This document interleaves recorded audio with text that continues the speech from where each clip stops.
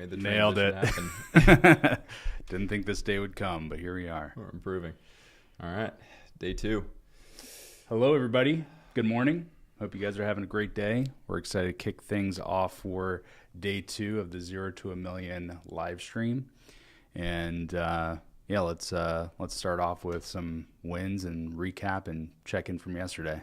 Yeah, 100%. You want to kick it off, or you want me to go? Yeah, I can kick it off. Cool. So first of all, let's check in on the non-negotiables. So we had some non-negotiables that we decided upon with getting into the gym, having some, personal time where we're doing sauna and cold plunge, getting some sun, things like that, just to keep our personal practices and our energy high. Yep. How did you do with your non-negotiables yesterday? Yep, got my reading in, hit the cold plunge, froze my ass off, which was great. We got into the gym, we woke up on time, we got the workout in. I hit my business. Yeah, I'm 100% for yesterday. Okay, nice. Yeah, for me, didn't get into the cold plunge yesterday, but got in this morning, and that's a must. You know what's messed up? When we had it at my house, we had it down to, I think it was set to 36. Oof. And we were sitting in it for 5-6 minutes. Now it's like 48, getting into it for a minute. Right, yeah. I think it's the balcony. The wind. Yeah, but I mean, it's you stay cold for a while, even sure. just with 60 seconds. But getting into the gym felt good yesterday. Happy with the workout. The standard for me right now is I'm just the goal is really just to show up and get us and just sweat. If I can accomplish that over the next couple of days as I'm just getting into this new rhythm, I'm happy with it. And then over time, I'm just going to raise that standard. I feel like I fell short on I didn't get much sun yesterday. I was basically cranking things out till like 11 o'clock last night. So didn't really prioritize myself a whole lot yesterday. Got a lot accomplished in terms of business. However, that's an intention for me today is to prioritize, my health and my energy. Well, we're having a killer day so far. Yeah, so far so good. So hit the cold plunge. We got our workout in. Yep. We remained on time. We've got a few things that we wanted to do with the studio, with an additional TV, and so we got all that stuff. No more of seeing our OBS guys. It'll be over there. Yeah, we're getting shortly. more official here. Yep. Cool. All right. I think actually one thing yesterday, which I'm sure anybody watching this, I got all my meals in, which was a win. Dude, that is a win. It's a W. Holy cow. Yep. So let's jump into metrics, kind of go over that. And then we've got some constraints from yesterday that we definitely need to pull up and go through. So I think we're going to spend most of our time diving straight into that. You want to go top to bottom? Yeah, I think that would be good. Okay. Should we do the share on your computer or up here on the screen? Let's see if we can make this work. I think if we do this. Nice. Okay. Yep. Let me drag this over a little bit. Make sure this is in view. All right. So this is the document that we're using as just our daily tracker. So yep, we'll go top to bottom here. Cool. So I had, or I guess let's go ad spend, and then we'll go into sales metrics. So spent $400 yesterday, generated 18 leads total. We ended up getting 2 calls booked, so about $200 per call booked. Let's see. And then the low tickets generated $179. We had 5 low ticket sales, 3 for our Launchpad asset and 2 for the baseline. Now, real quick, the 2 that we booked from for yesterday, one of them was inbound and then one of them was set internally. Yep. Okay. Yep. Cool. Yeah. So I had a inbound DM that I set. So okay. Yep. So got 2 calls set, 18 leads generated. Honestly, it's interesting. Saturdays and Sundays our lead flow and our bookings is like triple, quadruple. Monday, Tuesday, Wednesday, it's usually kind of a slow progression down, and then Thursday, Friday, it starts to ramp back up again. I mean, I think it makes sense. Yeah. You know? Cool. Yeah. So yesterday I had 4 sales calls that I'm taking, or that I had on the calendar. We had 2 no-shows, 2 calls completed. So we're still testing out, kind of figuring out the overall, just basically scripting and basically our pre-call process and everything along those lines. Leading up, Juliet is doing a good job on the confirmation side, but yeah. And do you want to just highlight specifically what we have Julietta doing? Yeah, so you guys will, I mean, find out more as we kind of build out the more in-depth, I would say, show rate engine that we put together, but we work off of a confirmation specialist. So instead of relying on a lot of automation, we do have really good automation. So we use a platform called Link, which sends blue, so iMessages. You can do voice messages and videos and a whole bunch of other stuff directly out of the CRM through automation. But what we do is we break everything into essentially pending confirmation, confirmed, not confirmed, canceled by us, etc. And it's all broken into basically cadences and smart views that are structured 48 hours, 24 hours, and then same day. So our confirmation specialist knows exactly who to target for confirmation. And then we have basic reminders going out, and we'll slowly progress into our full kind of pre-call stack. But as of right now, for testing out these funnels and getting everything kind of structured and set up, oh, look at that. That's Allaware. I will call them a little bit later. Yeah, so she's going through and basically working off the 48-hour and 24-hour setup. And when we look at pre-call, and especially when we're building out these engines for clients, there's 3 things that we look at. So we look at basically pre-call confirmation as a 3-step process. So 1, we need to elicit response, and the best way that we found to elicit response is obviously iMessage. It's actually better than calling. It's better than really anything you can do. Once we get a response, we go into confirmation, which confirmation is a quick screen, as well as confirming the actual appointment, date, time, making sure that they're good to show up. And then from there, this is what most people get wrong. It's actually nurturing up until the actual appointment. So dropping YouTube videos, getting them resources, asking what they're looking for to get out of the call, etc. So you're actually trying to keep that conversation alive all the way up to the meeting. Yeah, that's where a lot of people just mess up, because as soon as they confirm, they just drop the conversation. And so, actually, the with this model where we're I'll pin it to me. So with this model, we're basically driving leads to book directly onto the closer calendar, and so we believe in having a setter closer model. And so with this type of offer, there's a few ways to set up the setter closer model. Sometimes setters will take discovery calls and have more in-depth like qualification process.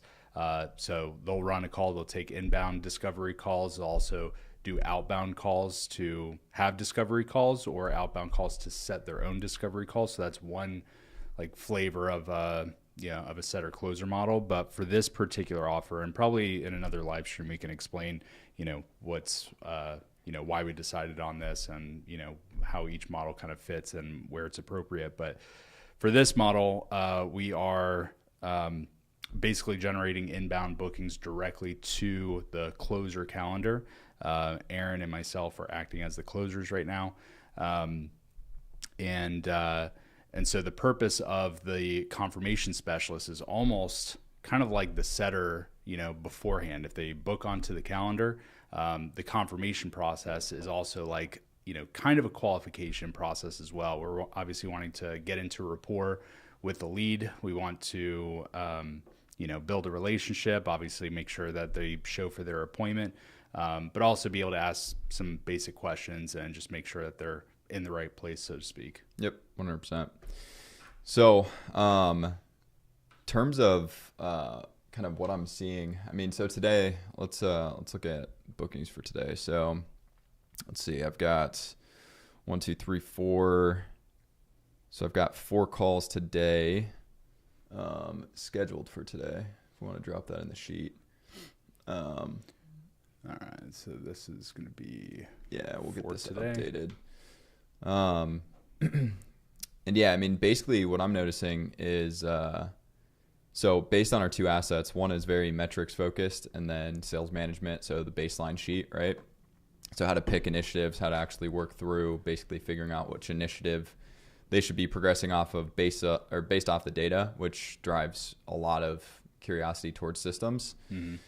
The Launchpad asset, which is the onboarding, that is actually a much different conversation in terms of what's coming into these calls. So we've only been taking sales calls for this through these two funnels since Friday.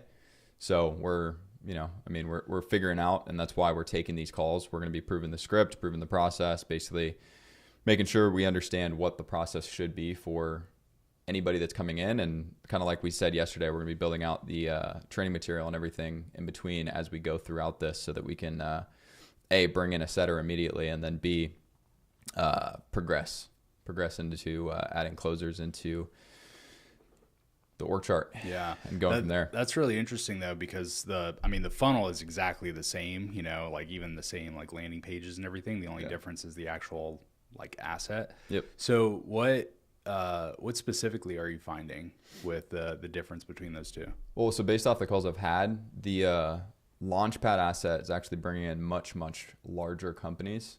So like my conversation yesterday, individuals running about 120 person sales team for insurance company.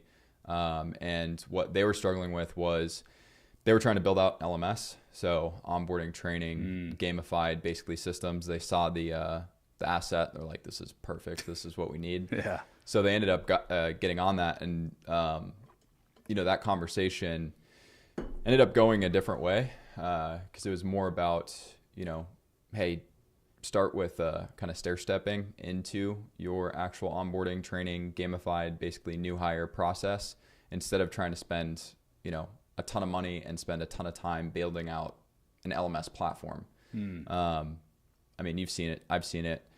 People go in, they buy some crazy platform, try and put a bunch of training material in it, try and gamify it, try and set it up, try and do all of the crazy stuff that needs to happen, and then they just don't use it. There's little to no adoption with it. So or just give up in the process of 100% after spending a shit ton of money. Yeah. And then there's a spreadsheet that just beats the hell out of it. Yeah. So anyways, it's a different lead in to the actual conversation. That's interesting. Whereas the baseline, they're coming in, they're like, I want to know setter engine. I want to know closer engine. I know my metrics. I know I need to influence this. I'm losing a lot of money here, here, and here. What can we do about it? And obviously those conversations are much easier to speak to somebody on saying, hey, well, are you the actual person doing the system and the operations and the rev ops, or do you have somebody on your team that's responsible? Are you a founder and an operator? Are you the founder? Are you the sales director? Right? Like, what's that kind of relationship between you and your overall tech stack and CRM and all of that stuff? And typically it's either a founder and an operator. So a founder and somebody who's actually doing all this stuff. Founder's just vision. Operator's actually doing all the execution. But when they get onto a platform like HubSpot, so my other conversation was a company that's actually doing really, really well. They're, I believe it was a door-to-door primarily company, but they are generating a lot of inbound leads now. So they're putting in a set close model. They've been on HubSpot forever, but they just don't have it built out. And they're in a contract, obviously. So they want to learn, but they also don't want to spend, 10 hours every day trying to figure out everything that's going on. They need to get an ROI on it. 100%.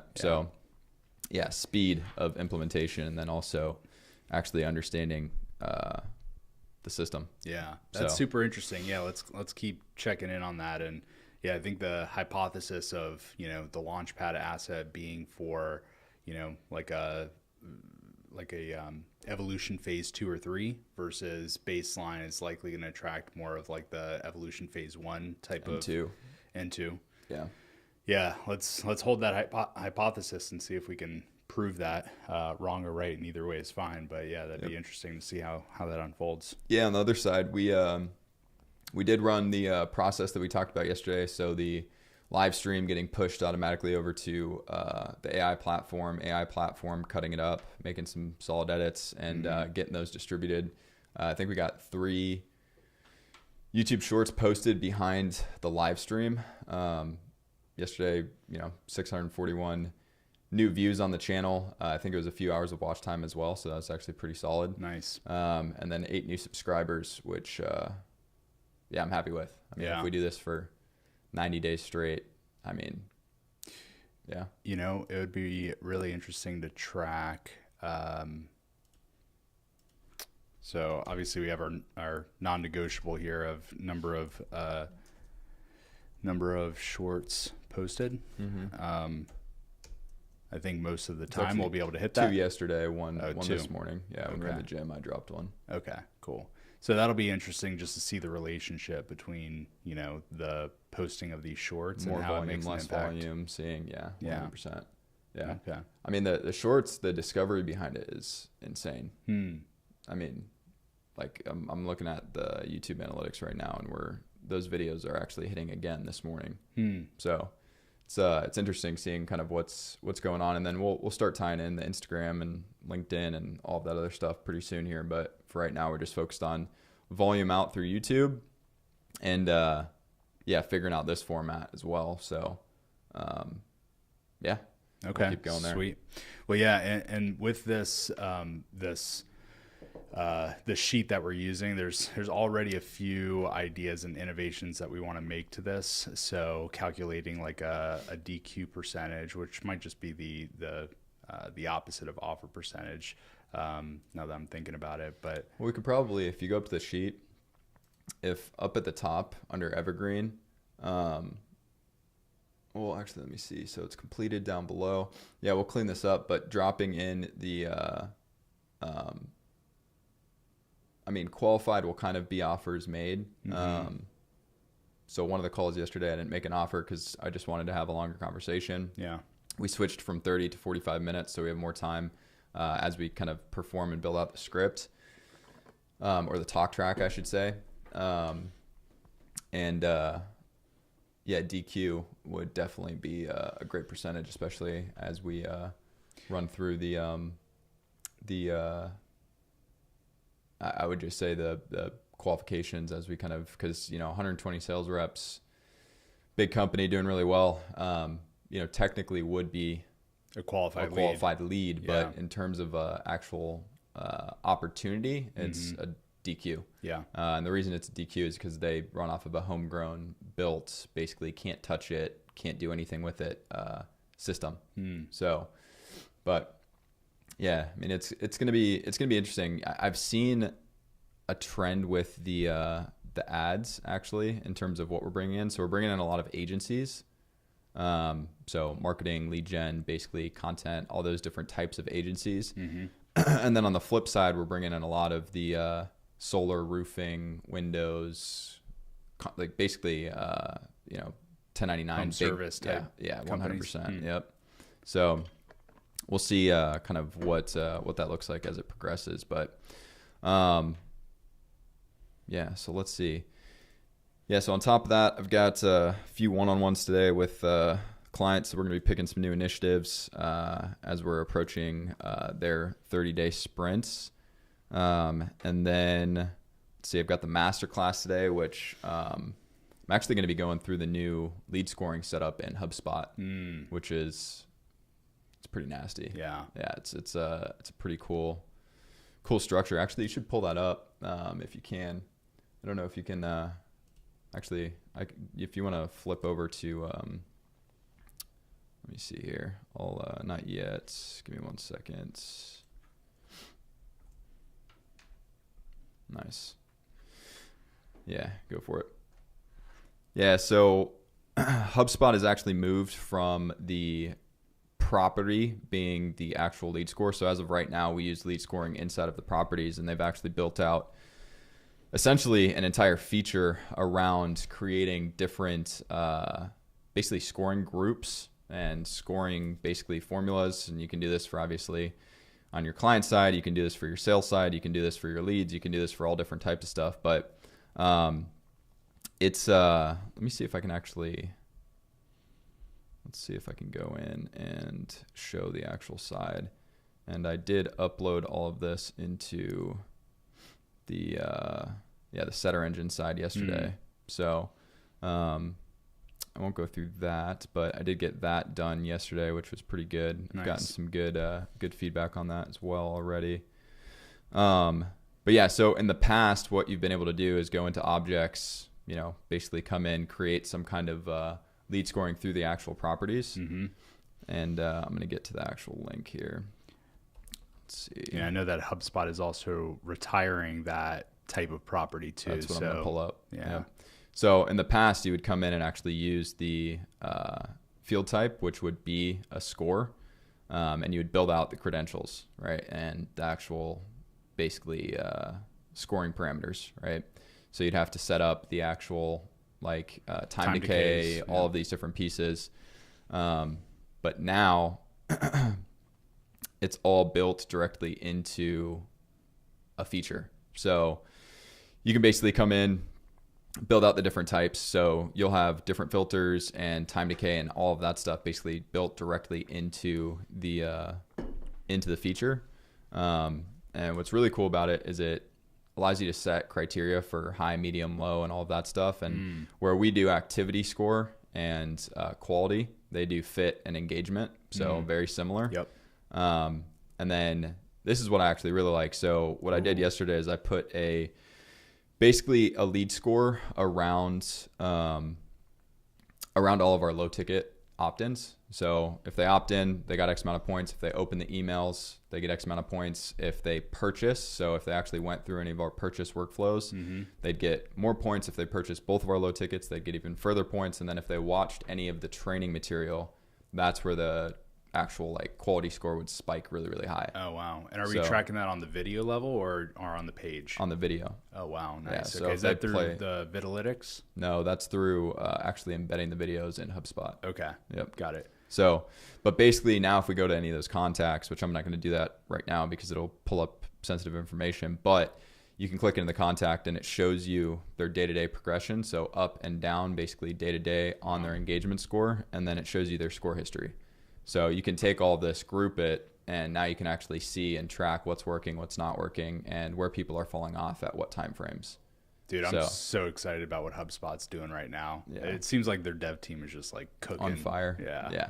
I mean, this paired with the actual AI agents they just released, yep, you're basically going to be able to find where your engagement spikes and decreases, and you're going to be able to put direct call to action agents. So getting them to actually book or do whatever your next step is, your CTA, at the activity spikes. And then where the drop-offs are, you're going to be able to put re-engagement agents. So agents that actually come in and re-engage prospects for you. And the cool thing, if you guys aren't aware of kind of what HubSpot's agents do, so based on all of the meetings that you've had, the call transcripts, the emails, the entry points, the information that you have in properties, because it's all native inside of HubSpot. So your marketing information, your sales information, your fulfillment, all of that stuff is directly inside of one platform.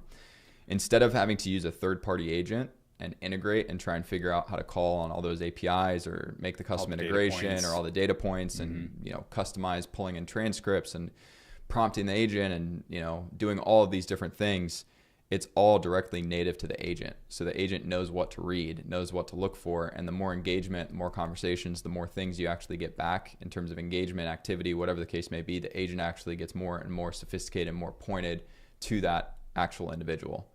Damn. It's pretty sick. Yeah, it's super cool. That's dope. So now instead of what we used to have to do is figure out how to essentially integrate third-party agents, which takes forever. A lot of the times it doesn't work. A lot of the times the agents don't work themselves, right? So you spend a ton of time trying to build this. It's expensive. Well, the biggest thing too is with any AI tool, input into the tool is actually the most important thing, because garbage in is garbage out. 100%. So if you can pull lots of data into an AI tool, like an AI agent, that's going to give you the best chance for success. So I love that it's just already built into the architecture of HubSpot, which is actually a really good data warehouse. 100%.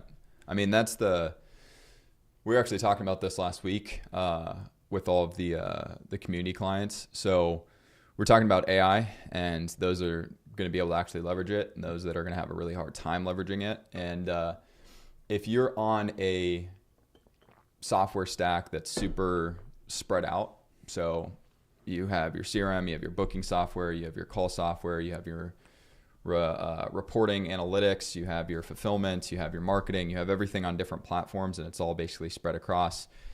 You're never going to be able to actually, it's going to be very difficult to actually integrate AI in general, right? So AI for reporting analytics, AI for sales, prospecting agents, all of these different things, AI for process, right? So there's tons of different use cases, but if you don't have the actual environment to be able to actually deploy and maintain and control, right, you're just going to end up spending way more time than you need to, and it's probably not going to work out. So the reason I like HubSpot and the reason I like honestly where it's headed plus with the AI side is because marketing, sales, fulfillment, operations, all of your data is under one roof, makes it 10 times easier. Yeah. Right. I mean, dude, how many times have we come across somebody that's, put in like some sort of AI tool, whether it be like a AI voice or AI texting or AI emailing, like similar to what HubSpot has natively now, and they just give up on it, or it doesn't work and it actually makes things worse every day. I mean, it happens all the time. So yeah, getting AI ready, I think, is like like the name of the game right now. And I mean, the fact that HubSpot has some of these tools is just, I'm super fired up about this. Yeah, 100%. Actually, let me see if I can pull open the test agent that we put together. Let's see if I can pull open your test.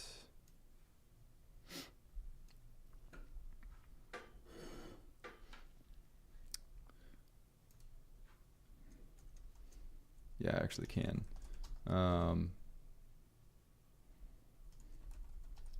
Here, if you want to flip over to me real quick. So basically, I don't know if they can actually, yeah, they can see it. So whenever you create the agent, you prompt it, you can trigger it on anything. So for example, the first use case that we started looking at using these actual agents, which it's currently in beta right now. But the way that we're actually looking to leverage these agents is on the back side of all of our workflows and automation that we have set up. So whenever a lead opts in, they go through a 30-day cadence, right? Well, if at the very end of that, right, they don't end up booking or they don't move forward or anything along those lines, they haven't been DQ'd, they haven't been marked as do not anything along those lines. Right now for us, for this program specifically, they just drop into a remarketing list, right? And then we have to go in and either set up new automation or manually send against that list to try and re-engage to spike activity to try and get them back into the process. What we're doing is we're taking all of those workflows that have endpoints that aren't necessarily covered with further nurture, cadences, whatever, and we're deploying agents. And the great thing about this is like you can see the email summary. So every email that I've had with Dean here, right? Our meeting summary, so every meeting that we've held, the company that you're associated with, the company calls, so anybody we've had calls with on your team, the emails that we've had with your team, the meeting summary, the web summary, the company values, the company, all of this stuff automatically pulls directly into the agent for it to prompt how it's actually going to get to whatever outcome you're trying to get to, which is pretty badass. Pretty sick. Yeah. Yeah, that's... You can deploy these agents in 20 minutes too if you know how to prompt it. It's very, very simple. So, but yeah, it's going to become who can deploy specific use cases and actually track against it and maintain and manage it, and have the agility to be able to turn things on and off very, very quickly and test with these agents and constantly reprompt and get better against those who can't really. Yeah. I mean, even for us, it's a game changer. It's a completely different world in terms of how we're leveraging it, because we leverage it everywhere. Yeah. All across our fulfillment side, our content creation side, our operations side, eventually the analytics and the reporting side. I mean, we're putting it in place to help with sales now. So it's just going to be a new kind of world with all of that stuff coming out. It's an amazing time that we're living in. So you did the masterclass last week on that, right? Yeah. Okay. And then tonight's masterclass is the lead scoring. Yep. Okay. Sweet. Yep. All right. Cool. Well, I think we're good on the metrics here. And one of the things I have on my to-do list is to clean this up a little bit. And there's a couple of tweaks that I want to make. But if we go here to the notes, let's talk about the game plan for today and some of the things that we want to get done. So this is just the baseline sheet. Here, I could share this too.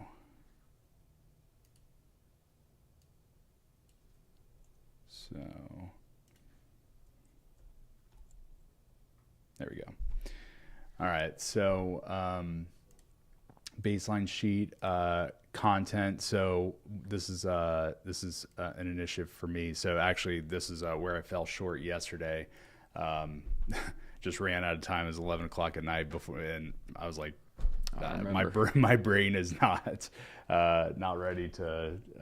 It's not working how I need it to work. So I did fall one short of the content non-negotiable. So I'm making that up today.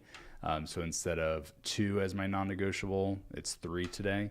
So one of the things I was working on, which I'm pretty excited about, is the process mapping modules inside of the community. So just talking about the importance of process mapping, and then basically bringing them through step by step how to go from like a simple process map to a more advanced process map with a legend.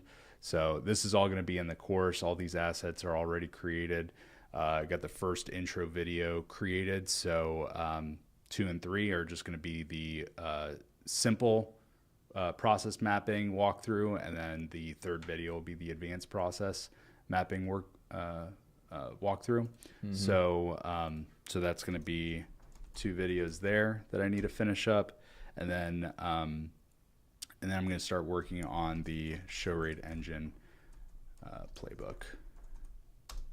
Nice. Cool. Yeah, I mean, for me today, I'm actually going to be ripping some calls.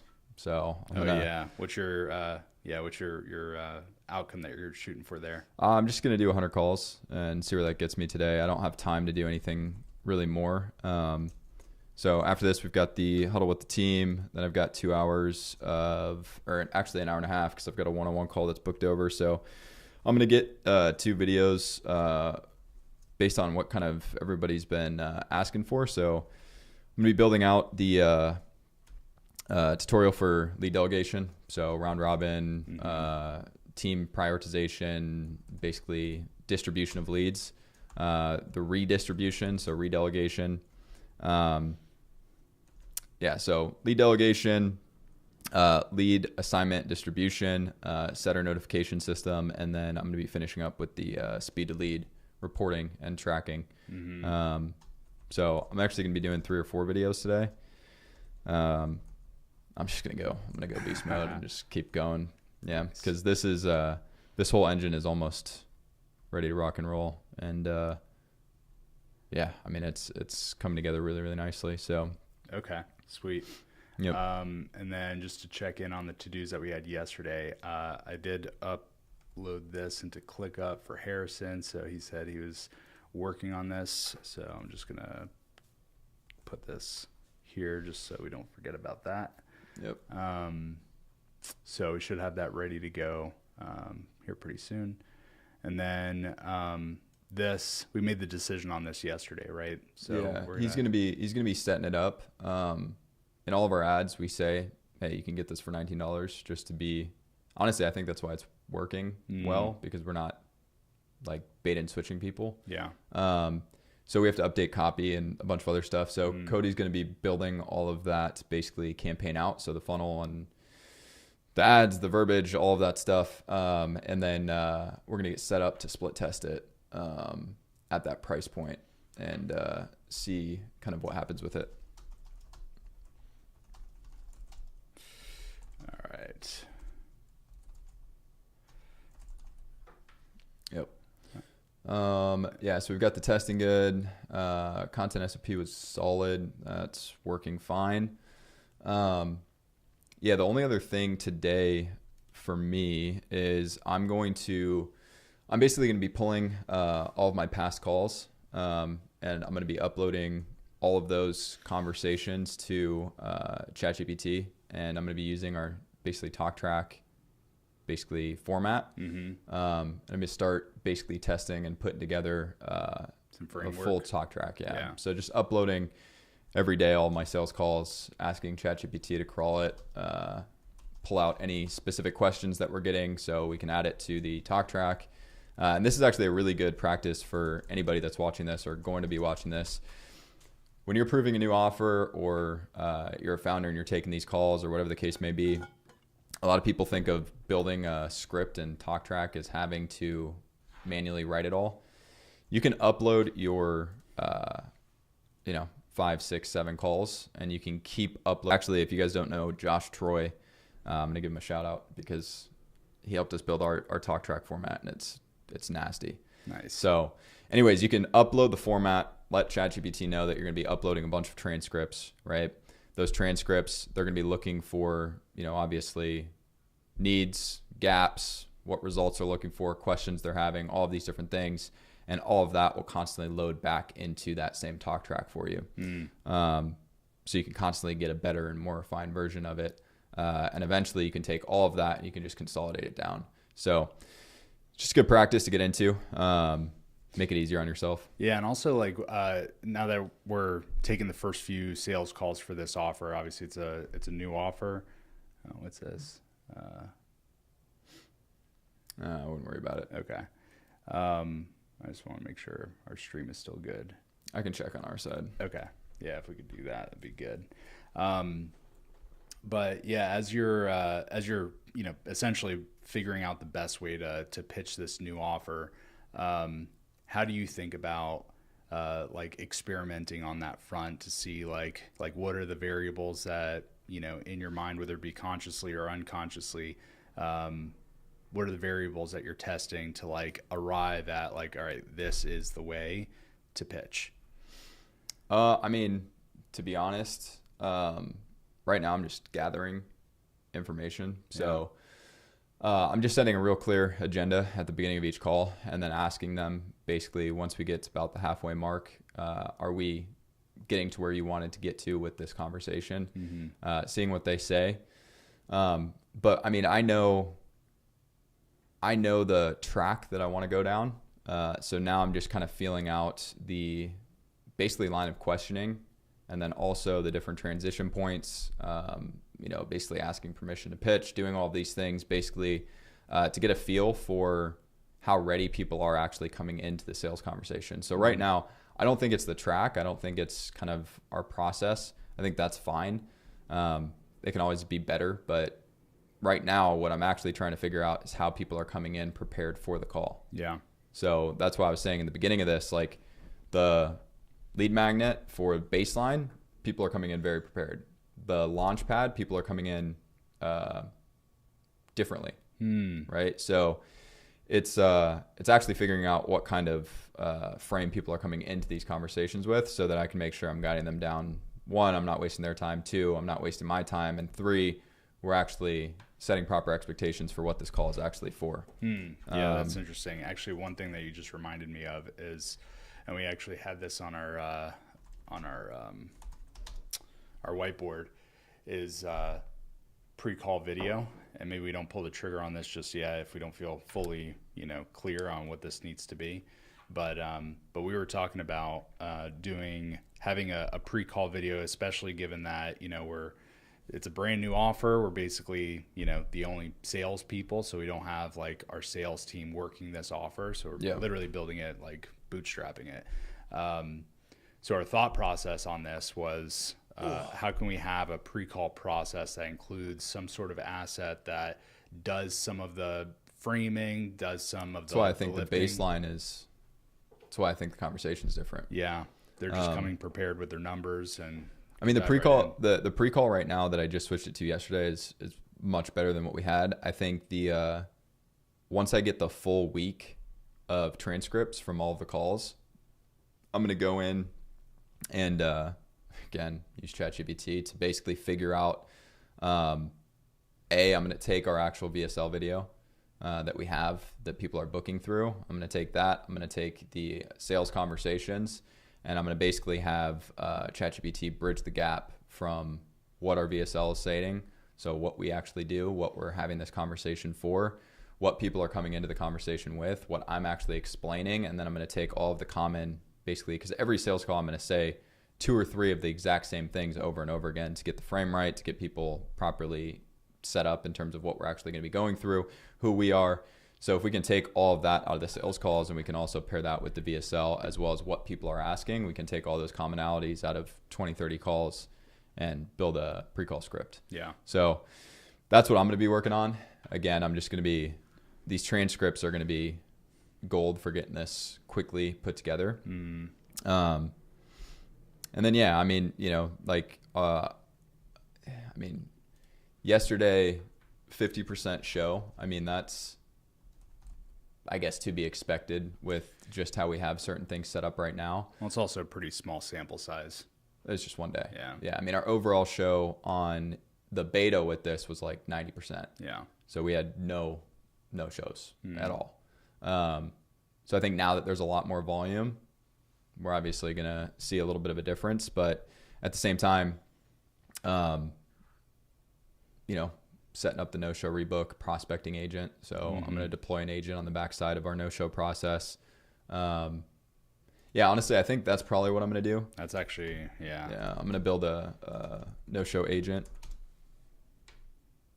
So, yeah, I mean, I think that the 2 things for me today are going to be getting the videos done.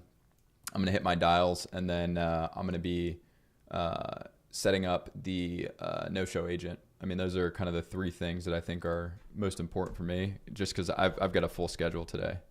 I've got my calls starting at first one-on-one with one of the clients, 11:30.